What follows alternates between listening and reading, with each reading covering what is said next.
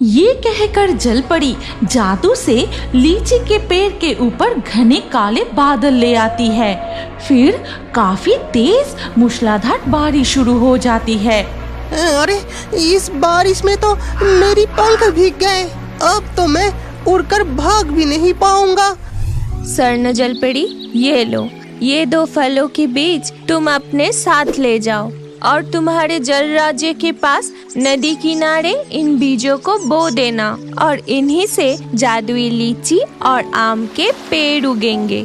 लेकिन मेरी दी हुई शर्त कभी मत भूलना। ठीक है प्रकृति देवी, आपने जो कहा है मैं वही करूँगी। अब मैं चलती हूँ। ये कहकर स्वर्ण जलपरी पानी में डुबकी लगाकर आगे बढ़ने लगी। उनके नीले जल राज्य के पास एक नदी किनारे पानी से बाहर निकलती है।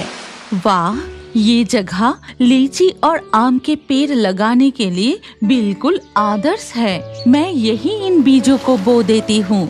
जलपरी नदी किनारे जाकर दोनों बीज मिट्टी में बो देती है। फिर वो नीले सागर राज्य में लौट जाती है। इसके बाद कई साल बीत जाते हैं।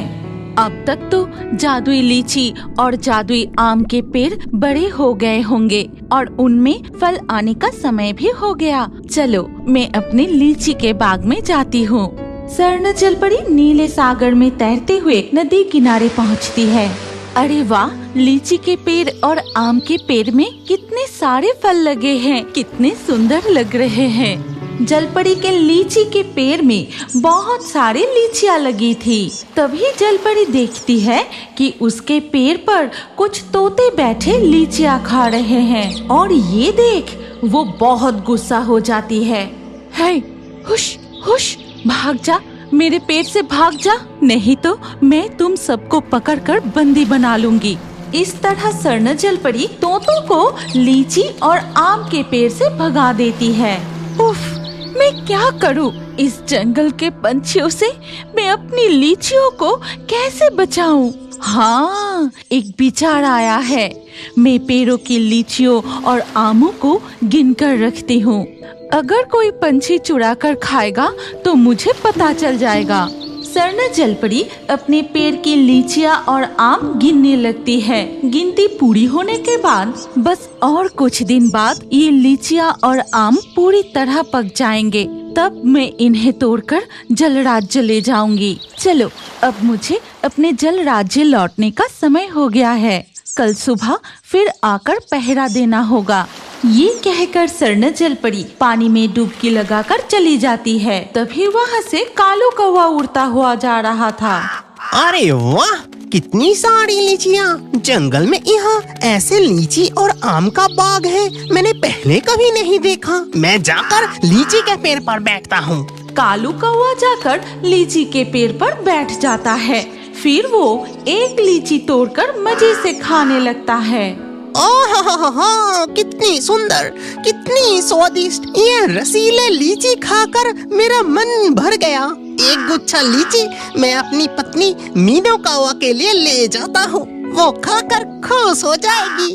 कालू कौवा एक गुच्छा लीची लेकर उड़कर अपने घोंसले की ओर चला जाता है। उधर बुढ़िया अपने आंगन में बैठकर कहती है, मुझे बहुत भूख लगी है, कई दिनों से तेज बुखार है, घर में कुछ खाने को भी नहीं है, मुझे बहुत भूख लगी है। इस बुढ़िया के घर के आंगन में एक पेड़ पर टूनी चिड़िया ने घोंसला बनाया था और पास के दूसरे पेड़ पर कालू कौवा और मीनू कौवा रहते थे। इस बुढ़िया की तकलीफ देखकर टूनी चिड़िया उड़कर उसके पास जाती है। क्या तुम्हें बहुत भूख लगी है बूढ़ी अम्मा? तुम चिंता मत करो, मैं तुम्हारे लिए कुछ न कुछ खाने का इंतजाम जरूर करूंगी। तभी टूनी देखती है कि उसका पड़ोसी कालू कौवा एक गुच्छा लीची लेकर अपने घोंसले में आता है। ये देखो मीनू, तुम्हारे लिए मैं क्या लाया हूँ, मीठे रसीली पकी हुई लीची। एक बार खा कर तो देखो, तुम्हारा मन खुश हो जाएगा। ऐसा क्या? तो फिर अभी खाकर देखती हूँ। कालू कौवा की पत्नी मीनू कौवा लीची खाते ही वाह, कितनी सुंदर लीची है, कितनी मीठी। ये देख टूनी चिड़िया उनके घोंसले के पास बैठती है और कहती है, अरे कौवा भैया, तुम्हें ये लीची कहाँ से मिली? देखो ना, बूढ़ी अम्मा को बहुत भूख लगी है। मुझे बताओ ना, ये लीची तुम्हें कहाँ से मिली? लीची कहाँ से मिली?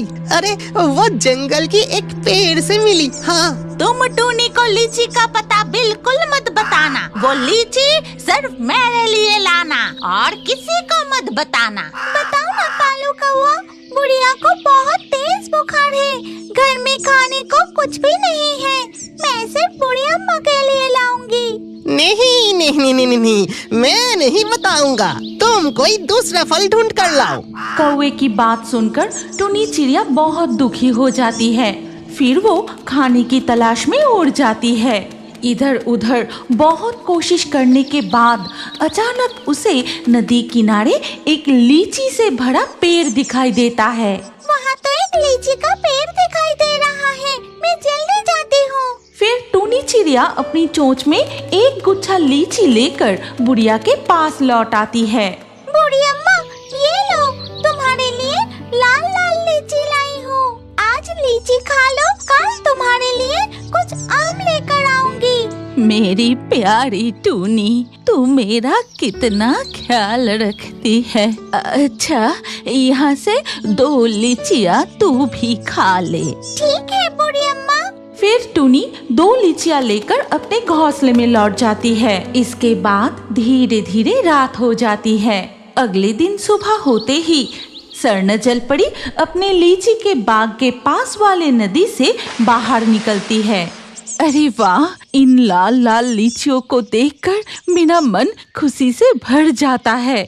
अब मैं जल्दी से लीचियाँ गिन कर देखती हूँ। ये कहकर स्वर्ण जलपरी अपने पेड़ की लीचियाँ गिनने लगती है और गिनती खत्म होते ही अरे, पेड़ में तो 2 गुच्छे लीची कम है। जरूर किसी पंछी ने चोरी करके खाई है। आज मैं पूरा दिन पहरा दूंगी, देखती हूँ कौन लीची चुराने आता है।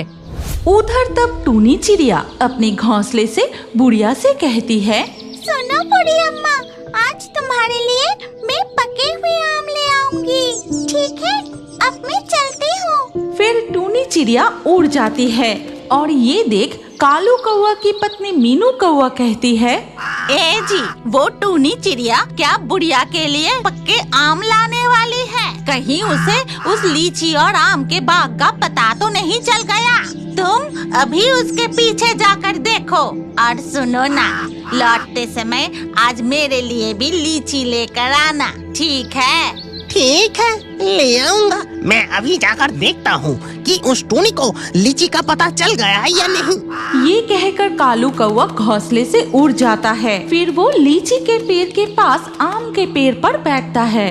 नहीं, लीची के पेड़ पर टूनी नहीं है। इसका मतलब उसे इस लीची का पता नहीं चला। ये स्वादिष्ट लीचियाँ सिर्फ मैं और मेरी पत्नी खाऊंगा। फिर कालू कौवा उड़कर लीची के पेड़ की डाल पर बैठ जाता है। वो ये भी नहीं देख पाता कि नदी में स्वर्ण जलपरी पहरा दे रही है। फिर वो एक लीची तोड़कर खाने लगता है। कितनी रसीले लीची, मन करता है हमेशा ये लीची ही खाता रहूं। मेरे पेड़ पर एक कौवा बैठकर लीची खा रहा है। हे, हुश हुश, उड़ जा, मैं कह रही हूँ, उड़ जा।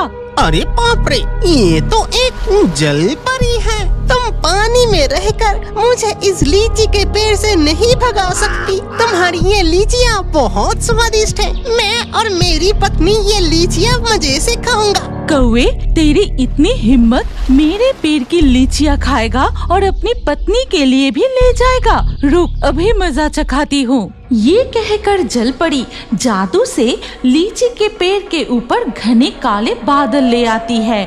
फिर काफी तेज मूसलाधार बारिश शुरू हो जाती है। अरे, इस बारिश में तो मेरी पंख भीग गए। अब तो मैं उड़कर भाग भी नहीं पाऊंगा। बचाओ बचाओ। दुष्ट कौवे, अब तू नहीं भाग पाएगा। अब तुझे लीची चोरी करने की सजा मिलेगी। उसी समय पास के आम के पेड़ पर टूनी चिड़िया अपनी चोंच में एक आम लेकर बैठी थी। तभी कालू कौवा की आवाज सुनते ही वो तुरंत आम छोड़कर कालू कौवा को बचाने के लिए चली जाती है। फिर किसी तरह उसे साथ लेकर वहाँ से उड़कर भाग जाती है। फिर वापस जाकर कालू कौवा अपने घोंसले में बैठता है और टूनी बुढ़िया के पास जाकर कहती है, बूढ़ी अम्मा, आज मैं तुम्हारे लिए एक भी आम नहीं ला पाई। और उधर कालू कौवा अपनी पत्नी मीनू कौवा को सारी घटना बताता है और सब कुछ सुनकर मीनू कौवा उड़कर टूनी के पास जाती है। मुझसे बहुत बड़ी गलती हो गई टूनी चिड़िया, मैं तुमसे जलती थी, लेकिन आज तुमने अपने मुंह का फल छोड़कर मेरे पति की जान बचाई है, मुझे माफ कर दो। मुसीबत के वक्त एक दूसरे को मदद करना ही हमारा सबसे बड़ा कर्तव्य है, मैंने वही किया। अरे तुम सब उधर देखो, कल मैंने जो लीची खाकर बीज फेंका था उसी से रातों रात एक लीची का पेड़ बड़ा होकर पूरा पेड़ लीचियों से भर गया है। आज से हम सबको कभी खाने की कमी नहीं होगी। इसके बाद से टूनी चिड़िया, कौवा दंपति और बुढ़िया सब मिलजुल कर बहुत खुशी से रहने लगते हैं। Subscribe Hindi Comedy Cartoon.